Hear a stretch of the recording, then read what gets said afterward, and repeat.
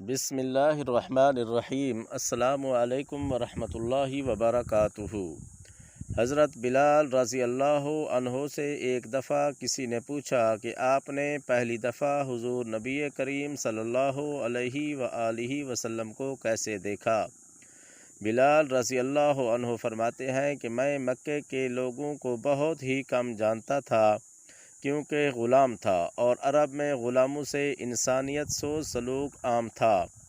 ان کی استطاعت سے بڑھ کر ان سے کام لیا جاتا تھا، تو مجھے کبھی اتنا وقت ہی نہیں ملتا تھا کہ باہر نکل کے لوگوں سے ملوں، لہٰذا مجھے حضور پاک صلی اللہ علیہ وآلہ وسلم یا اسلام یا اس طرح کی کسی چیز کا قطعی علم نہ تھا۔ ایک دفعہ کیا ہوا کہ مجھے سخت بخار نے آ لیا۔ سخت جاڑے کا موسم تھا اور انتہائی ٹھنڈ، اور بخار نے مجھے کمزور کر کے رکھ دیا تھا، لہٰذا میں نے لحاف اوڑھا اور لیٹ گیا۔ ادھر میرا مالک جو یہ دیکھنے آیا کہ میں جو پیس رہا ہوں یا نہیں، وہ مجھے لحاف اوڑھ کے لیٹا دیکھ کر آگ بگولا ہو گیا۔ اس نے لحاف اتارا اور سزا کے طور پہ میری قمیض بھی اتروا دی اور مجھے کھلے صحن میں دروازے کے پاس بٹھا دیا کہ یہاں بیٹھ جو پیس۔ اب سردی، اوپر سے بخار اور اتنی مشقت والا کام، میں روتا جاتا تھا اور جو پیستا جاتا تھا۔ کچھ ہی دیر میں دروازے پہ دستک ہوئی۔ میں نے اندر آنے کی اجازت دی تو ایک نہایت متین اور پرنور چہرے والا شخص اندر داخل ہوا اور پوچھا کہ جوان کیوں روتے ہو؟ جواب میں نے کہا کہ جاؤ اپنا کام کرو، تمہیں اس سے کیا، میں جس وجہ سے بھی روؤں۔ یہاں پوچھنے والے بہت ہیں لیکن مداوع کوئی نہیں کرتا۔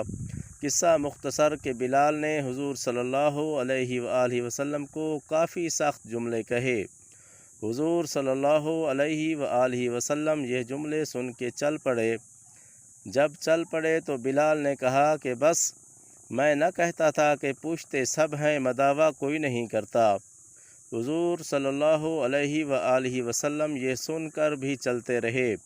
بلال کہتے ہیں کہ دل میں جو ہلکی سی امید جاگی تھی کہ یہ شخص کوئی مدد کرے گا، وہ بھی گئی، لیکن بلال کو کیا معلوم کہ جس شخص سے اب اس کا واسطہ پڑا ہے وہ رحمت للعالمین ہیں۔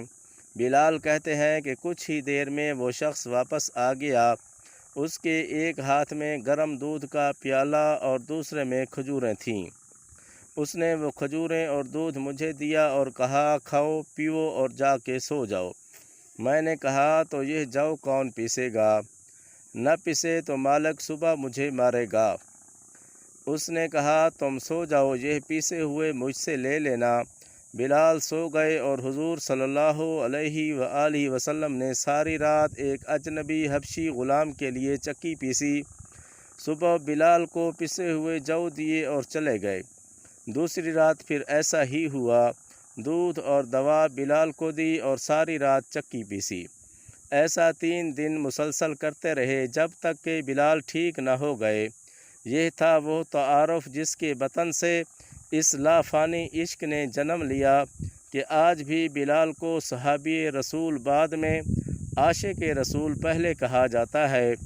وہ بلال رضی اللہ عنہ جو ایک دن اذان نہ دے تو خدا تعالی سورج کو طلوع ہونے سے بھی روک دیتا ہے۔ انہوں نے حضور صلی اللہ علیہ وسلم کے وصال کے بعد اذان دینا بند کر دی، کیونکہ جب اذان میں اشہد ان محمد رسول اللہ تک پہنچتے تو حضور صلی اللہ علیہ وسلم کی یاد میں ہچکیاں بن جاتی تھیں اور زارو قطار رونے لگتے تھے۔ آپ رضی اللہ تعالی عنہ ہجرت کر کے شام چلے گئے اور حضور پاک صلی اللہ علیہ وسلم کے وصال کے بعد بس 2 مرتبہ اذان دی۔ ایک مرتبہ بیت المقدس کی فتح پر حضرت عمر رضی اللہ تعالی عنہ کے کہنے پر، اور دوسری مرتبہ حضرت بلال رضی اللہ تعالی عنہ رات کو سوئے ہوئے تھے تو نبی پاک صلی اللہ علیہ وآلہ وسلم خواب میں آئے اور فرمایا بلال اتنی سرد مہری کہ اتنا عرصہ گزرا اور تم میرے پاس آتے ہی نہیں۔ جہاں محبت ہوتی ہے وہاں محبت میں شکوے بھی ہوتے ہیں، تو حضرت بلال رضی اللہ تعالی عنہ کی فوراً آنکھ کھل گئی۔ بیوی سے فرمایا کہ ابھی تیاری کرو، میں ابھی رات کو ہی سفر کرنا ہے، میں صبح کا انتظار نہیں کرنا۔ بیوی نے سامان باندھ دیا، چل پڑے اور مدینہ منورہ پہنچ گئے۔ مسجد نبوی میں حاضر ہوئے اور نبی پاک صلی اللہ علیہ وآلہ وسلم کی خدمت میں انہوں نے سلام پیش کیا تو اتنے میں نماز کا وقت ہو گیا، تو سارے صحابہ کرام رضی اللہ تعالی عنہما نے حضرت بلال رضی اللہ تعالی عنہ سے اذان دینے کی فرمائش کی۔ حضرت بلال رضی اللہ تعالی عنہ نے منع فرما دیا۔ اتنے میں دو شہزادے آ گئے، حضرت امام حسن رضی اللہ تعالی عنہ اور حضرت امام حسین رضی اللہ تعالی عنہ۔ اب حسنین کریمین نے بھی فرمائش کر دی تو ان کی فرمائش منع نہ کی اور شہزادوں کی بات کو انکار کی گنجائش نہ تھی، تو حضرت بلال رضی اللہ تعالی عنہ نے اذان دینا شروع کر دی۔ جب انہوں نے اذان شروع کی، اللہ اکبر کہا، تو صحابہ کرام رضی اللہ تعالی عنہما نے وہ اذان کی آواز سنی تو نبی پاک صلی اللہ علیہ وسلم کے زمانے میں سنتے تھے، تو نبی پاک صلی اللہ علیہ وآلہ وسلم کی یاد نے جوش مرا۔ صحابہ کرام رضی اللہ تعالی عنہما رونے لگے، حضرت بلال کی بھی ہچکیاں بندھ گئیں۔ عورتوں نے بھی آواز سنی تو پہلے چہرے ڈھانپ کر بچوں کو لے کر مسجد نبوی کے دروازے پر آ کھڑی ہوئیں۔